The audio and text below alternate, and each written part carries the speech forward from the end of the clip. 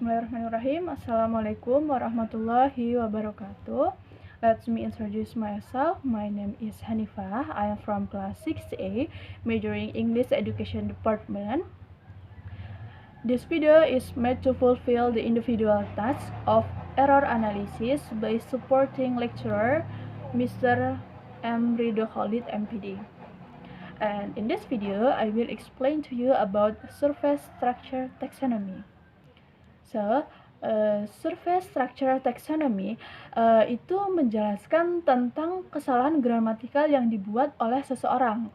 Nah, jadi seseorang itu bisa saja menghilangkan ataupun bahkan menambahkan elemen yang tidak perlu dan tidak sesuai dengan gramatikal.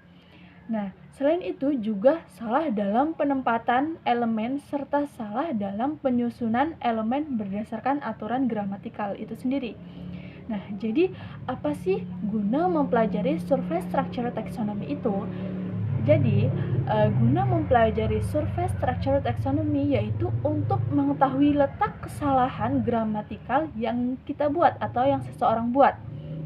Nah, menurut Bird dan Carson 1982, jadi mereka itu membagi surface structure taxonomy ini ke dalam 5 kategori.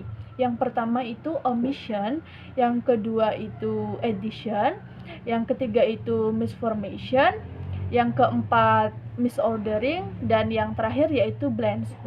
Nah, untuk yang pertama yaitu omission.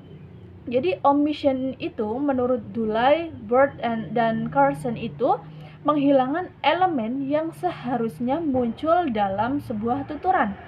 Nah, jadi biasanya siswa ini seringkali melakukan kesalahan ini. Nah, jadi kesalahan-kesalahan yang sering dilakukan itu biasanya kesalahan dalam penghilangan to be, kemudian penghilangan artikel atau penghilangan s or es di akhir sebuah kata. Contohnya dalam kalimat I a student. Nah, ini kan kesalahan ya. Jadi seharusnya kalimat ini menggunakan to be am. Jadi yang benar adalah I am a student. So, and then yang kedua yaitu ada addition. Jadi addition yaitu kesalahan yang menambahkan suatu item yang seharusnya tidak ada dalam sebuah ujaran atau yang tidak diperlukan dalam sebuah ujaran. Nah, ini kebalikan dari omission. Kalau omission tadi itu penghilangan, kalau addition itu penambahan. Nah, contohnya itu pada kalimat the fishes doesn't live in the water. Nah, jadi letak kesalahannya itu terletak pada kata fishes. Jadi fishes itu kan tadi ditambahkan es. Jadi seharusnya itu yang benar itu the fish doesn't live in the water. Seperti itu. Kemudian yang ketiga yaitu ada misformation. Jadi misformation itu kesalahan yang dihasilkan ketika seseorang itu memproduksi suatu kata atau kalimat yang salah pada morfem ataupun strukturnya. Kemudian yang keempat ada misordering. Nah, misordering itu agak-agak sedikit mirip sama misformation. Jadi misordering itu kesalahan dalam penyusunan morfem atau kelompok morfem.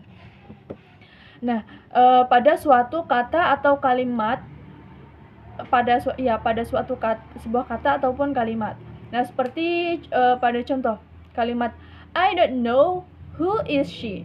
Jadi itu kan kesalahan. Jadi yang benar yaitu harusnya I don't know who she is. Itu. Kemudian yang terakhir yaitu ada blend.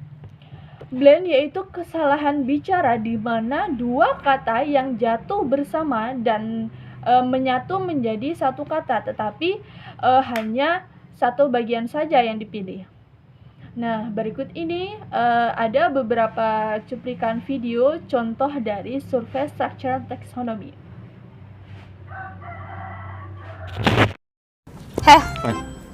Wait. I can to sing for you. Nah, itu tadi adalah cuplikan video tentang contoh dari addition. Kenapa?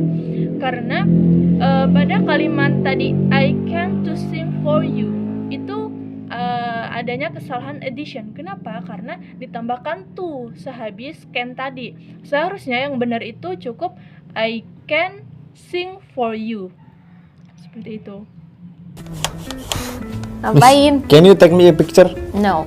Nah, itu tadi adalah contoh dari kesalahan misordering. Kenapa? Karena tag itu tadi tidak biasa dipakai untuk dua objek.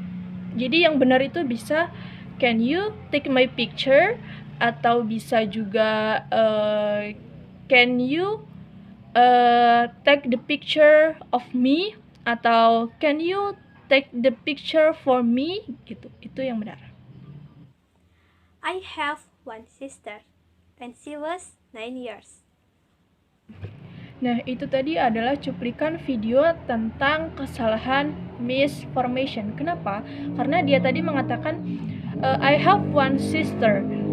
She was 9 years old. Seharusnya pada kalimat she was 9 years old itu bukan itu. Seharusnya yang benar adalah she is 9 years old.